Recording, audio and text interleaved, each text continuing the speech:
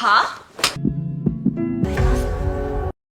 Movie की शुरुआत में हाशिमोटो के बारे में बताया जाता है, जो कि गिंजा टोक्यो में रहता है, जिसकी उम्र करीब 45 साल की है। उसे नौकरी से निकाल दिया जाता है, जिसकी वजह से उसके पास पैसे की बहुत दिक्कत होती है। एक सुबह जब वो कपड़े धोने के लिए अपनी लॉन्ड्री में जाता है, तो जैसे ही वो कपड़े ड्रायर में डालता है तो सोचता है कि काश एक कैन का बियर मिल जाता और मैं उसको पी सकता। तभी उसे ड्रायर के अंदर से बहुत तेज गिरने की आवाज आती है और जैसे ही वो देखता है तो वहाँ पर एक कैन का बियर होता है। शुरुआत में तो हाशिमोटो को लगता है कि कोई उस बियर के कैन को गलती से वहाँ छोड़ गया होगा, पर वो ये देखकर शॉक हो जाता है कि बियर तो ठंडी है। तभी लॉन्ड्री के जो पुरानी सफाई करने वाले होते हैं वो कहते हैं कि ये ड्रायर सबकी इच्छा पूरी करता है। हाशिमोटो सोचता है कि ये कोई पागल होगा और उसकी बातों को अनसुना कर देता है, पर वो बूढ़ा आदमी उसके पास जाकर कहता है कि वो सच कह रहा है। जब वो आदमी चला जाता है तब हाशिमोटो वो बियर का कैन पीता है और कपड़े सूखने का इंतजार कर रहा होता है। फिर एक लड़की उस रूम में आती है और अपने कपड़े ड्रायर में डालती है। हाशिमोटो को कभी किसी लड़की से बात करने की हिम्मत नहीं हुई थी, जिसके कारण वो पूरी जिंदगी अकेला ही रहा था। वो अपनी सीट से थोड़ा खिसक कर बैठता है ताकि उस लड़की के लिए जगह हो सके। वो लड़की उसके पास बैठती है और उससे बातचीत शुरू करती है। उस लड़की ने उसे लॉन्ड्री में बहुत बार देखा था और उसे वो पसंद करने लगी थी। वहीं दूसरी ओर हाशिमोटो इन सब से बेखबर होता है। वो उस काली कैन को डस्टबिन में डालता है, पर वो नीचे गिर जाता है। जब वो उस कैन को उठाने के लिए जाता है तभी वो लड़की रोने लगती है।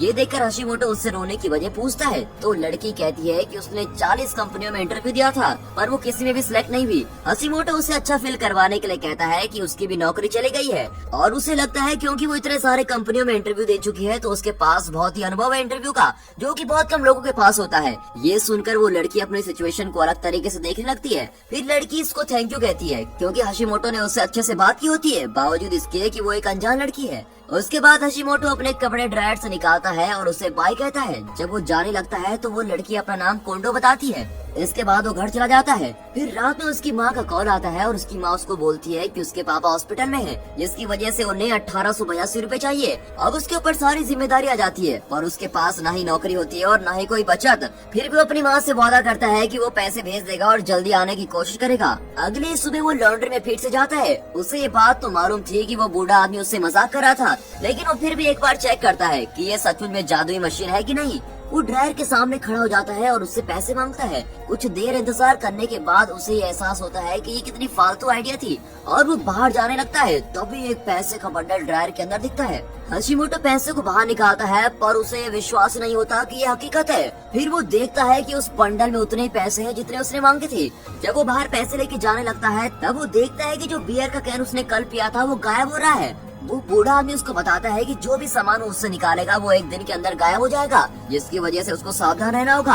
हाशिमोटो उसको थैंक यू कहकर बाहर भाग जाता है। फिर कोंडो उससे टकरा जाती है और उसे बताती है कि उसे दूसरी बार इंटरव्यू के लिए बुलाया गया है, जो कि उसकी जिंदगी में पहली बार हो रहा है। हाशिमोटो उसे मुबारक देता है और फिर उसकी माँ का कॉल दोबारा आता है। कोंडो कॉल पे हुई सारी बातें सुन लेती है, जिससे उसे पता चल जाता है कि हाशिमोटो के पापा बीमार हैं। और कॉल खत्म होने के बाद वो दोनों कुछ देर तक बातचीत भी करते हैं और फिर वो पैसे लेकर जल्दी चला जाता है ताकि वो पैसे गायब होने से पहले वो भेज सके। इन सब के बाद वो लॉन्ड्री की जगह फिर से जाता है और वो सोचता है कि उसकी सारी तकलीफें इस ड्रायर से खत्म हो जाएंगी। इस बार वो ड्रायर से सूट मांगता है, जो कि वो अपने जॉब इंटरव्यू में पहन सके। और फिर वो उस पूरे दिन बहुत सारी कंपनियों में इंटरव्यू देने जाता है, पर जब वो घर पहुंचता है तो उसे कंपनियों के लेटर मिलते हैं कि उसे कहीं भी नौकरी के लिए नहीं चुना गया है। और फिर वो सूट उसके सामने गायब हो जाता है। अब हारने के बाद उसे ये एहसास होता है कि उसके पास तो पैसे की कमी है नहीं, उसके पास तो सारे पैसे आने का जरिया भी है, तो उसे ये अपनाया जाए और नौकरी खोजने में टाइम बर्बाद क्यों किया जाए। वो सोचता है कि मुझे अब अपनी जिंदगी मस्ती से जीनी चाहिए। तो अब दूसरी सुबह वो फिर से लॉन्ड्री में जाता है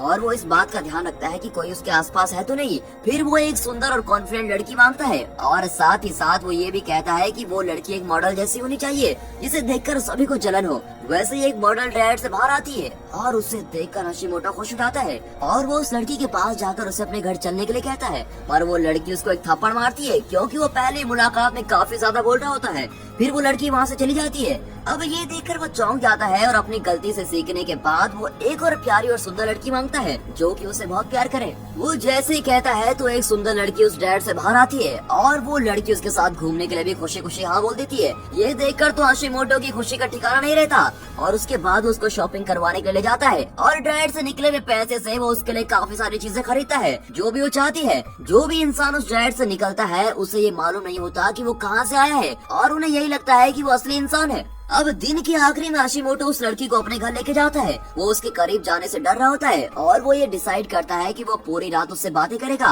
और फिर हाशिमोटो की हथेली को देखकर वो लड़की ये कहने लगती है कि उसकी जिंदगी काफी छोटी है। ये सुनकर वो अपना हाथ हटा लेता है और उसकी बात को अनसुना कर देता है। जब सुबह होती है तो हिम्मत करके उसको किस करने की कोशिश करता है, पर इससे पहले कि वो किस कर पाता वो लड़की गायब हो जाती है और सिर्फ उसके कपड़े और गहने वहाँ पर रह जाते हैं जो कि हाशिमोटो ने खरीदे थे। उसे उस लड़की से लगभग प्यार हो ही जाता है, पर वो दुखी नहीं होता क्योंकि उसके पास बहुत सारी लड़कियां आने का ऑप्शन रहता है। अब वो तो खुश है कि उसे जितनी भी गर्लफ्रेंड चाहिए वो सब मिल जाएंगी। उस दिन से वो हर रोज एक नई लड़की मांगने लगता है और हर लड़की अलग अलग स्वभाव की निकलती है। वो उसको घुमाने के लिए लेके जाता है और उन्हें महंगे कपड़े खरीद कर देता है, वो भी ड्रायर के पैसे से। वो अपनी जिंदगी अब बहुत ही मजे से जीने लगता है कि एक दिन वो एक नई लड़की के साथ घूम रहा होता है कि उसी वक्त कोंडो उसको देख लेती है। कोंडो को जलन होती है और वो उनका पीछा गहने की दुकान तक करती है। अब ये देखकर वो बहुत ही हैरान हो जाती है कि हाशिमोटो ने उस लड़की को बहुत ही महंगी अंगूठी दी है और वो बहुत ही गुस्सा हो जाती है। साथ ही साथ उसे ये समझ नहीं आता कि इतने सारे पैसे वो कमा कहाँ से रहा है,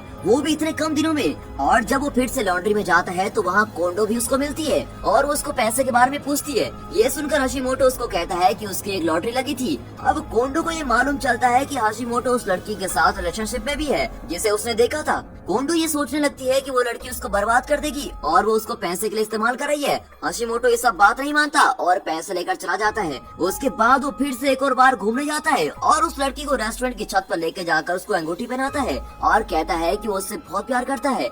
अब कुछ देर बाद वो लड़की भी गायब हो जाती है और सिर्फ उसकी अंगूठी रह जाती है। अब हमेशा की तरह हाशिमोटो वो अंगूठी उठाकर रख लेता है। क्योंकि वो हमेशा से एक मासूम लड़की मांगता था तो उसने सोचा कि इस बार एक सेडक्टिव लड़की मांगता हूँ। अब ये मांग करते एक लड़की बाहर आती है और फिर जैसे ही वो लड़की उसके साथ प्यार करने लगती है तभी कोंडो वहाँ पहुँच जाती है और उन पर नजर रखने लगती है। वो देखती है कि हाशिमोटो उसको बहुत सारी अंगूठी दे रहा है जो कि उसने अभी तक इकट्ठा किए थे।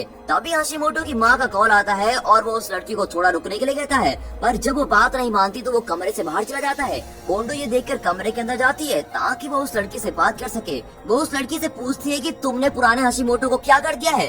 ये सुनकर वो हंसने लगती है और कोंडो को बाहर जाने के लिए कहती है। कोंडो उससे अंगूठी छीनने की कोशिश करने लगती है। उसी वक्त उधर हाशिमोटो अपनी माँ से बात कर रहा है। उसकी माँ उससे कहती है कि हो सकता है उसके पापा को ऑपरेशन की जरूरत हो, पर उन्हें पैसे से ज्यादा उसी की जरूरत है। अब वो तो अपनी गर्लफ्रेंड की देखभाल में मस्त लगा हुआ है। कॉल खत्म होने के बाद वो बूढ़ा आदमी आता है और कहता है कि वो एक बात बताना भूल गया था कि ड्रायर से कोई भी इंसान आएगा तो वो एक दिन में गायब हो जाएगा। अब हाशिमोटो हंसने लगता है और बोलता है कि उसे ये बात तो मालूम है। लॉन्ड्री के रूम में वो लड़कियां अभी भी लड़ रही होती हैं। अब आखिर में वो नई लड़की वहाँ से चली जाती है क्योंकि उसे लगता है कि हाशिमोटो उसको धोखा दे रहा है। हाशिमोटो जब वापस आता है तो देखता है कि कोंडो रो रही है और वो ये ख्वाहिश करती है कि काश जिस लड़के से वो कुछ दिन पहले मिली थी वो वापस आ जाए। उसकी इस मांग की वजह से हाशिमोटो उस ड्रायर के अंदर चला जाता है और जब वो बाहर आता है तो उसके कपड़े बदल जाते हैं। उसने वो कपड़े पहने होते हैं जो कि उसने पहले दिन पहने थे जब वो कोंडा से पहली बार मिला था। हाशिमोटो को ये पता चल जाता है कि ड्रायर ने कोंडो की इच्छा मान ली है और अब वो क्योंकि ड्रायर से बाहर आया है तो उसके पास सिर्फ एक ही दिन है जीने के लिए।